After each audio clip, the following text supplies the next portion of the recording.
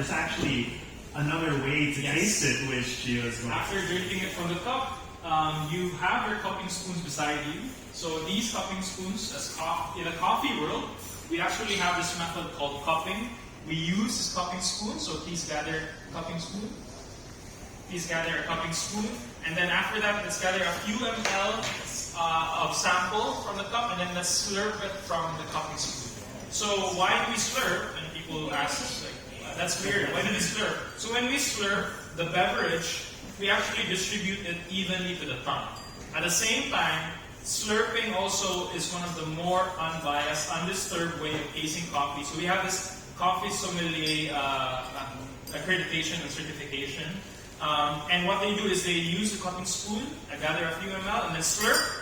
And the reason why we use a cupping spoon is that when we use a cup, the thickness of the rim of the cup actually influences the body. But when you use a spoon and slurp, it actually doesn't have that influence. You taste really the transparency of the so it's unbiased. So, these guys? Yeah, please, we want to hear the slurp. More slurping. We've had some shy groups earlier. Yeah. Very dead silence, you know. But so when you slurp, you have this more amplified brightness and at the same time more amplified sweetness. Actually, would you even say, Gio, that does it aerate it in a way too? Does that help even out the flavor? Yeah. So let's say coffee sommelier. So we have here one of our coffee sommelier. There are around 20 in the Philippines. So what they do is they just taste coffee using a cupping spoon. They call it cupping, and then they score. So that's their that's the certification that they get. And they taste around 300 coffees for the day. Yes, I had a chance to talk to our baristas today, and it's quite mind-boggling. You know, it's almost like wine levels. You know, intensity of being able to pick out specific notes in just one beverage. Of course, there's many different varieties and different origins, but it's just quite incredible for me. So interesting to share that. So I think if everyone enjoyed tasting your coffee two ways, now it's time for the good part. Of course, the coffee is the good part too. But now it's time for what you came here for. It is to sample the Macallan Harmony Collection inspired by intense Arabica. So let me just get my glass. And Gio, please join me. Yeah. It's our last session for today, so let's make it extra special. I heard you're drinking everything, right? Oh, no.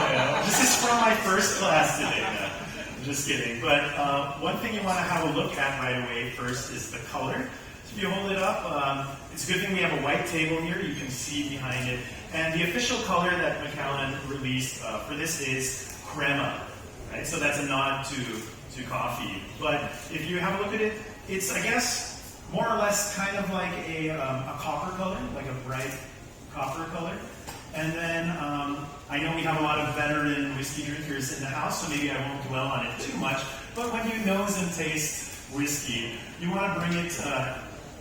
It's at a minimum of 40% alcohol by volume. So it's evaporating as soon as it's uncovered. It's evaporating as we speak. So you want to be careful nosing the whiskey. You don't want to dive your nose straight in. We've already been smelling a lot of coffee. Now we're going to be smelling whiskey. So bring it to your chin. Bring it to a nice level where you can start smelling some aromas coming through. And when you find that right level, you can get aromas here. Right away, there's sweet aromas. Vanilla is the first thing that jumps out at me, really.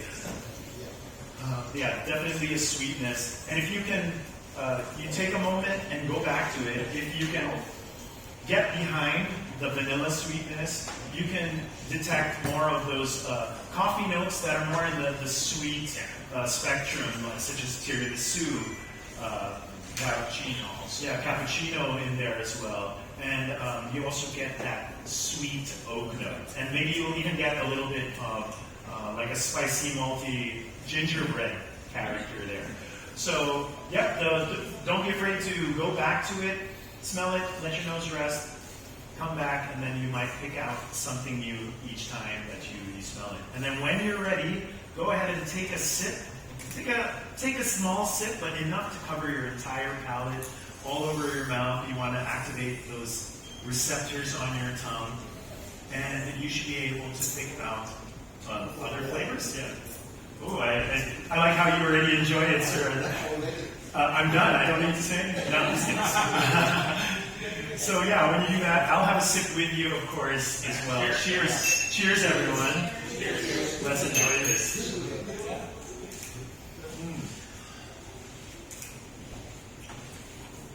So this is, if you can get past the spice, if this is your first drink for today, your initial taste might be spice that jumps out at you, right? Spice, and when I mean spice is not like chili, hot spice. You know, it's more like baking spices or cinnamon, nutmeg, those kind of flavors. Here in the Inspired by Intense Arabica, you get more of like an espresso. It's much more rich on the palate, so you get that espresso note here. You'll also get more of that vanilla coming through, but then there's also raisins, very characteristic profile, flavor profile in the Macallan. You get raisins, you get those spices, you get more of that sweet oak in here as well, but then you'll also, if you try it hard enough, you can probably find even some like berries, like blackberry fruits here. And then after you consume the whiskey, give yourself a little bit of an exhale, and then you pick up some flavors that linger there. And the longer they linger, that's what we like to call the finish. So the longer they last, then the longer the finish. And very similar to when you taste coffee, you have an aftertaste or a finish that happens there as well. So I'll let you all enjoy that, and I'd love to pick your minds about what flavors pick your minds, pick your brain as to what flavors you're detecting that I might not be, or we might not be experiencing, because taste is very subjective. So I think Gio mentioned this earlier as well. Taste is very subjective. No two people taste the same. What might taste like grapefruit, citrus, citrus to me might be like grapefruit. Yes. For someone else, it might be lemon, you know.